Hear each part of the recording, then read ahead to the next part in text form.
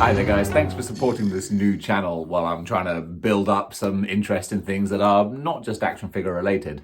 And one thing I want to do with this channel is try to just speak in a more kind of laid back sort of approach, so it's not too bombastic and in your face like the almost kind of character-driven sort of model behavior is. I mean, I know I'm not playing a character, but you know it's me turned up to 11. So this is more kind of conversational, and I want to talk about the early reactions for Godzilla versus King Kong, because this is out in various markets to various people. I've got some friends over in Hong Kong who are going to see it today, I think. So it's kind of exciting to be getting some early reactions trickling in, and you can find them easily if you go to Google. You know, there are articles on Twitter and whatnot.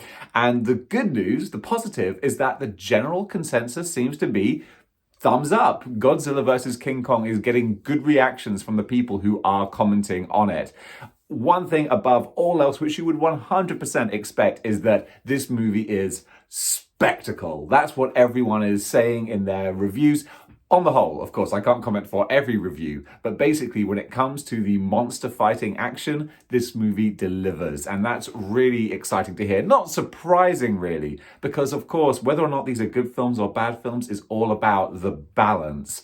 And that's where sometimes Godzilla seems to fall a little bit. It's funny, the first Godzilla, I was like, I enjoyed it, but like I don't need to go and watch it again. It was kind of slow, the human stuff dragged, and then Kong Skull Island came out, and I thoroughly enjoyed that. The human characters were fun, although there were too many of them, but there was a lot of humor in there as well. There was some fun sort of banter, and then the action was spectacular. And then Godzilla, King of the Monsters went too far, I felt, into the super action spectacle. They were like, okay, you're annoyed that you didn't get enough Godzilla in the first movie? Well, here you go. And it was so intense, and just everything was just bright explosions and so much color, and I was like, this is all a bit too much, guys. You got to find that happy medium, because you found it with Kong. So hopefully they've just curtailed that just right to get that bombastic action, but also have enough of just a downtime, because otherwise it's just like shoveling ice cream into your face, and eventually you're like, oh, no more ice cream.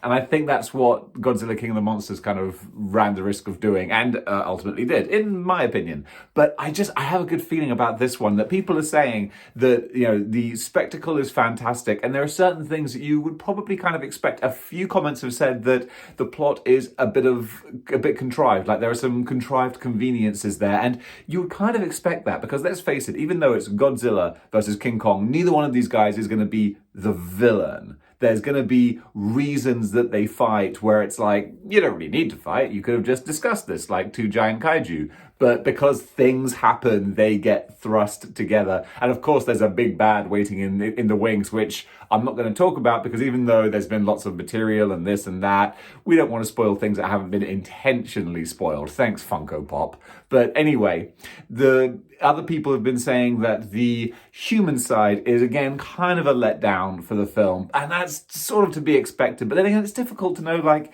is it a letdown, or are you just someone who really wanted to see the monster fights and you don't care about the people doing the exposition or whatever? Now, I understand that it's difficult to care about the people, because you never really care about the people, you know? I didn't care about the Quicksilver kick-ass guy in Godzilla, and the folks in Kong they were okay. Millie Bobby Brown is in this, and the thing is, I like her in Stranger Things, but then I was thinking, wait, was she in the previous Godzilla film?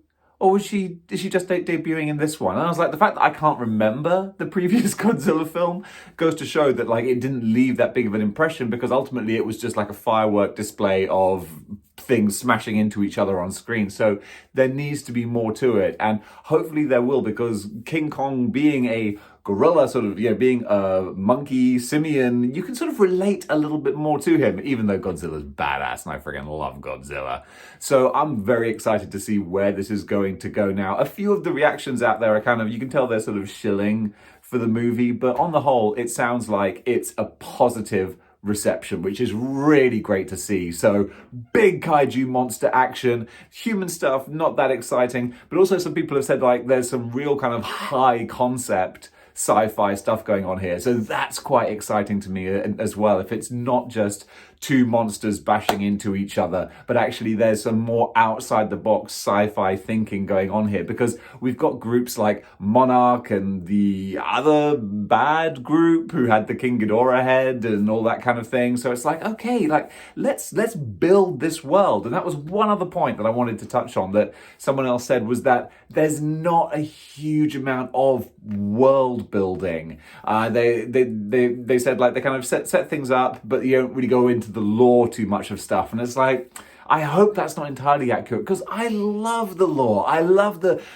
backstories and the deeper diving into these characters and creatures and the mythology of all of it. So hopefully we do get more of that, because that's something that I'm a big geek for. I love these stories. I love going on YouTube and watching videos about like the history of Godzilla as a character and the different monsters and things involved in there. I love that. So hopefully we will get some good lore. But the take home from this is that it sounds like it's getting decent reviews. Not game changing, not going to change the world and, you know, be in any Oscar lists, but then again, who really cares, because the Oscars mean nothing, so that's neither here nor there. But yeah, I think this is a movie that maybe won't stick in your heart for years to come, but you will probably have a good time watching it at home on HBO Max or Now TV in the UK, and honestly, that's all I need. So yeah, for this, I'm very excited to see Kong vs. Godzilla. The initial reactions have raised my expectations, and that's all I really want. So yeah, good news all round on that one.